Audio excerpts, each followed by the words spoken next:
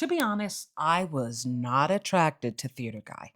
And there's a running joke in the theater that women have the tendency to overdate that one straight guy. Theater guy was okay looking and okay being. He was not the greatest actor, singer, or personality. In fact, his biggest struggle was that he was the friendliest guy to be unmemorable. And I can genuinely say I went out with him because I needed to. Dating for women is just totally different. And when you have a father who is married to multiple women without telling them, by birth you already know that lawfully wed for a woman can be actually mean awfully wed. Our Achilles heel is in not having male privilege is that we also do not have the same safety or stamina. I enter dates trying to figure out if a man could be my husband or a serial killer. And sometimes the luckiest thing he can be for me is just another forgettable asshole. It's exhausting. Thus, theater guy was just right enough for me to grab my bearings in what can feel like a sea of fish full of salmonella. We were 6 weeks into our courtship, which is kind of nice to say. We went on a few dates, and he actually paid for most of them. It was nice to be treated well, even if there was something plain about him. That's color me surprised when he got spicy and I got stupid. Or at least I didn't let myself get stupid. Ha! When are you going to give me your list? He asked. Now, you might think that is sexual, but we were a pair of theater nerds trying to become theater actors. My list of casting directors? Where's yours? I responded spikily. Theater guy could make custard look like jalapenos, but the topic of exchanging our casting director lists made him surprisingly edgy. Every struggling actor keeps a list of contacts filled with emails and numbers of any potential executive that could free them from the limbo of what feels like auditioning to be unemployed. It is sacred, and it's not something you just toss around. Within 4 weeks of dating, he asked me for my list, and I, refusing to be a dumb bitch, asked for his and did a you go first nudge. He never went first, so I never went last. It's not a big deal if you send it, he remarked nonchalantly. Then why don't you send yours? I responded right back. Why are you making this a thing? He said, rising in sudden tension like a baby woken from his nap. It was my favorite humorous quality from my narcissistic father, his ability to have a mental breakdown over the dumbest things, but swear it was you going crazy. I'm not making this a thing. To each his own list, I said. So you do not want to share, he said, circling the same point as if there was something magical, mystical about saying the same thing in the same way.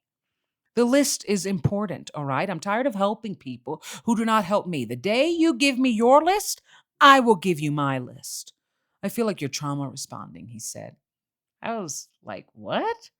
Sure, I declared, confused and unwilling to continue talking about my private Excel sheet as if it was the key to Narnia. After that discussion, everything kind of died. He started to avoid me, and I was happy to be avoided. I have turned too many losers into kings, and if they tell me one thing, it is to protect your resources, because kings conquer, even the shitty ones. All right, let's heal. Let's discuss. So, I dated theater guy very briefly because I think this is common with a lot of women. Dating is just a totally different beast. It's scarier, it's harder, it's more emotionally and mentally exhausting because I feel like I have been on more dates that treated me like I was walking meat than a walking person. And then you meet somebody who treats you like a person, and there I think we train a lot of women to kind of, if you get a man who treats you like a human being, that's the prize. Just, go there, go that way. You're lucky. And it's kind of like I would like for them to have, I don't know, a personality. I would like some level of connection and common ground. Like it's not, people are everywhere. Everybody's a human being, but this life is about you finding your people, your person. And I think for women, there's more so a mentality of just find a person because for a lot of men, I think in terms of my guy friends, I have seen them date 20 million fantastic women and kind of let them all go because they didn't feel a spark. Whereas for women, the spark could also be he's a serial killer, but there is this kind of if he respects you and if he's kind to you and if he's peaceful with you, because remember, I'm coming from a background where the men in my family sabotaged their women. It was mistreatment, it was abuse in every form. It was literally, I don't want you to thrive. I don't want you to feel alive because that makes me feel alive. That was the energy of my father. And I never realized it. And I dated Theater Guy like 1 year after the producer took all of my music. Then, and it was also, I feel like it was also like a year after my final reunion with my dad. So it was really starting to pick up. It's not just that men don't help you, it's that they do hurt you. And I kind of always lived in this concept that um if we're not competing for the same roles or the same things, then why would you hurt me? Right? Like it's kind of like I'm competing for best actress, you're competing for best actor. Like we're literally not in the same categories. But I think my father taught me, especially in how he abused my mother, was that if my mother continued to thrive more than him, it hurt him. My mother was a 10, he was a 2. He became a 10 economically, but I mean, he became a negative 20 as a human soul. Like he had to cause a lot of harm to get up. And I think for my dad, he was a very materialistic, greedy human being. So he kind of in his head, because I materially made it, it doesn't matter that I have no soul. That shit left me a long time ago. Oh my God, this is a little cursy today. I'm so sorry. But but I say that because I feel like I didn't realize my father wanted to hurt me. I didn't realize that the producer, who's a conglomerate of a lot of artists that I've worked with and collabs for my own music, but ended up duping me. Um, I realized that the producer, it was in his Meraki, it was in his soul that he wanted fame. And I think the idea of anybody close to him becoming more famous than him, which is the thing he most wanted, absolutely smacked him. And I am very, very talented, but I need to work on my confidence. I do need to work on my self esteem. And I think the producer and this guy, in their own way, taught me that that was the hook about my dad. He didn't want anybody to do better than him. And if he bettered you, you had to say it was because of him. Like he was like a vacuum. Give me emotional validation. Give me your money. Give me mental stability. Give me. And I didn't realize, because everybody did give him that. Everybody did coddle him. Every woman in his life put themselves in harm's way if they needed to make him feel better. The problem is he was the harm. And it was always presented as some type of character flaw, but not in that he was a victimizer as much as his own victim of it. And I feel like with Theater Guy, he still is frustrated because I think it's hard to be the nicest guy never chosen, to be the one that's always showing up and always trying, and it just doesn't hit. Because I've seen this with a lot of artists, including a lot of the ones that I've interviewed, this kind of crossroads that comes in where it's like, I really love what I'm doing, but it doesn't love me back. That kind of, is this home building or a hobby? Can I, am I so in love with my work when I even receive it that I am totally fine living under economic and mental duress for the rest of my life? Because it does come at a cost being an artist. We see the Golden Globes, but trust me when I tell you, there's at least 50 million more singers and actors compared to the 500 you saw that are absolutely crumbling and just crawling right now as we speak. And it's kind of wild because I think for an industry that is so full, I only really know like a handful of actors that I see all the time, maybe 10. It's really wild compared to how many people are trying. And I think we entered each other's life. It's so funny because he had been doing it for years. And remember my history. I date creatives because they own a part of them. Even if they don't have it, even if they don't have it well, like I never dated somebody who was tremendously talented, but they did believe it. And that was attractive. My father believed he was a good human being, even though he was horrible. And that was attractive because I think good people doubt themselves way too much on their goodness, on the basicness of their goodness. I try to be kinder, but the point is, I'm kind.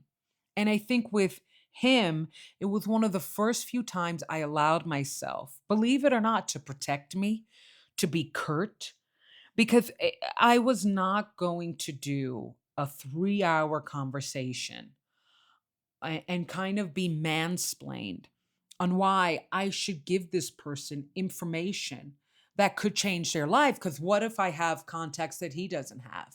What if my contacts actually pulls through for him? And then he becomes Ethan Slater. All right. And I'm with my baby, like just watching Wicked 3. No, that's not happening. And the thing is, I I was shocked at his selfishness and his lack of self-awareness because if you see, and you could probably see it with my stories about Andrew, nice men and nice people really in general kind of have me duped. I don't know how to deal with somebody using something that is genuine to me, like my kindness. I'm genuinely kind, and kind of turning it into this fake strategy to get things that I don't think I can get, like money, opportunity, a network. Like they see niceness as this real thing, as this real way to to prosper. And I always felt like my kindness was the very reason I didn't, because that was what my father weaponized against me. I will always forgive. I will always come back. I will always show up. I will always be, I don't know if this is a word, it might be an invention, affirmational. Is that a word? Check it. Anyway, um, and it was like, I don't want to do that anymore. And had you met me a year ago, you would have had the list by the end of the first date. But now I'm not that person anymore. I'm demanding reciprocity.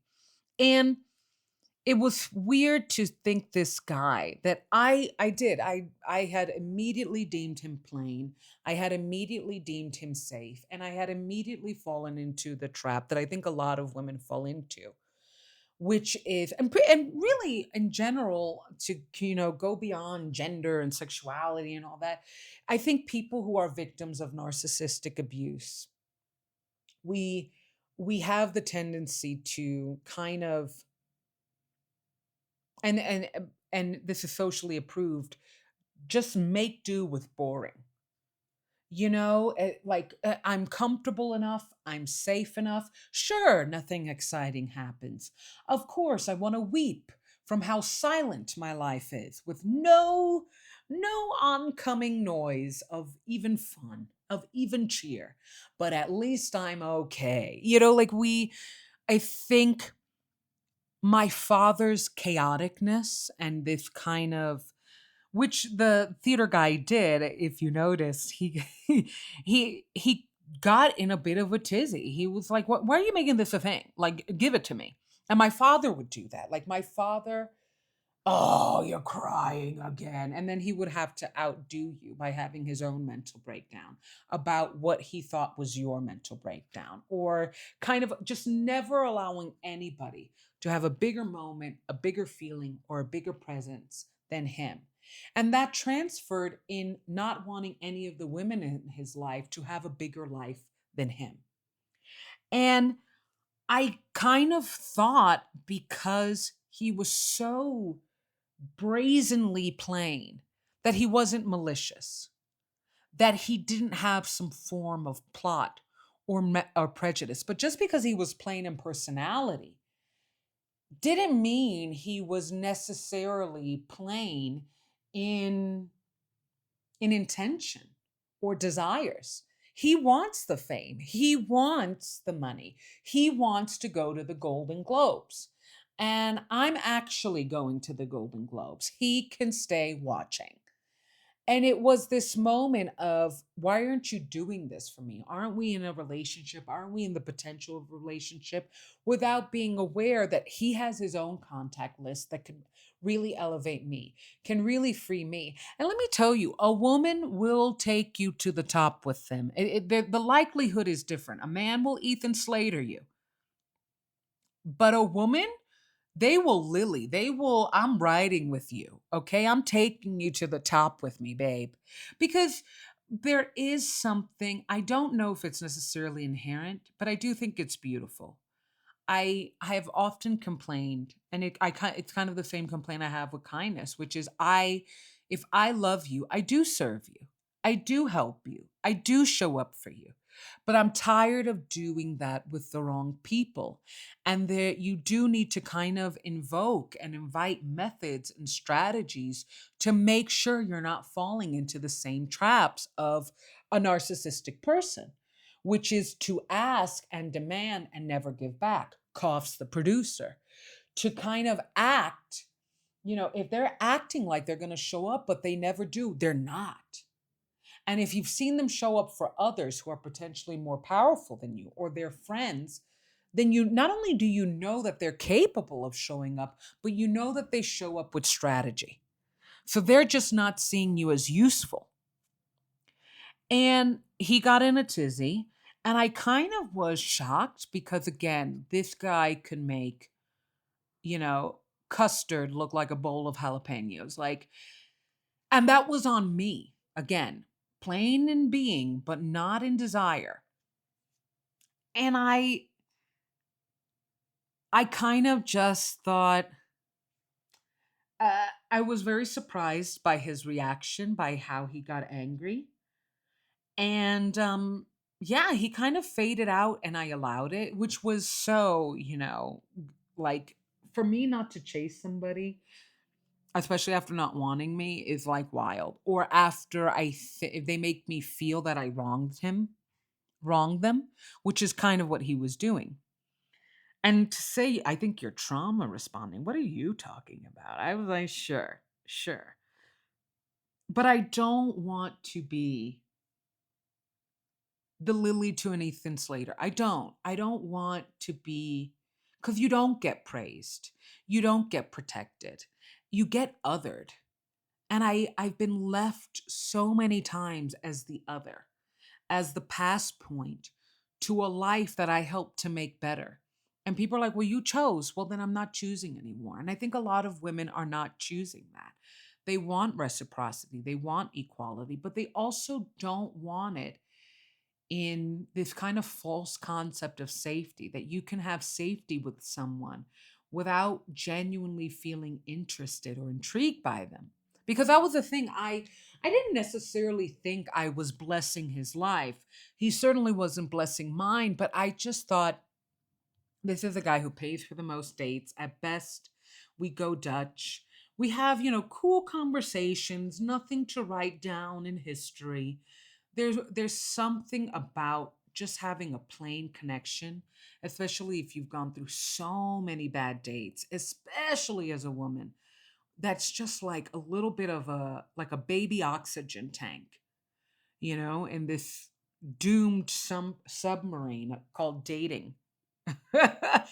And it was nice until it wasn't. I was like, oh, all right, look who got a little malice. And he faded and I let him. And I was very proud of me for not chasing, for not cutting me, I didn't even have my usual, should I have? No. Oh, all right. Be gone, sir. And maybe I let him go because he was playing. Because the thing about being in abusive relationships is that there is some good, but it's like water in a desert. until eventually there's no water and you've got to leave because you're in danger. But, with my father, he never tried to make me laugh. He never tried to make me happy. He actually tried to make me unhappy, right? But there were these moments, especially I've talked about this, when we connected on entertainment and things like that, where it was like, oh, wow, like my mother didn't like the same things as me. I was eccentric to my mother's family, right?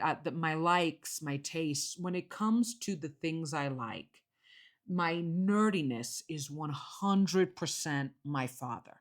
He was a big time nerd. History, music, movies, all that stuff I inherited from him. So there was something, especially with how lonely I felt with my mother, that there was something really relieving. Even if this guy is yelling at me and trying to make me go broke and drag me, there was something kind of oxygeny about having the same interests as someone else. Enough, that's how you're so lacking in love, particularly love of oneself. Just sharing the same likes with somebody can, for a while, make you hazy and even blind to the fact that they are causing you sincere harm and they want to. And by the time Theater Guy came into my life, I kind of picked that up. That likes, sharing a like list and sharing cool conversations just isn't enough to watch somebody thrive over you because they never wanted you to thrive to begin with. So check out deandrewreviewsitall.com. Check out daddyrecovery.com for all my stories and my little worksheets, and keep on following, BBs. Much love. I don't know why I did that.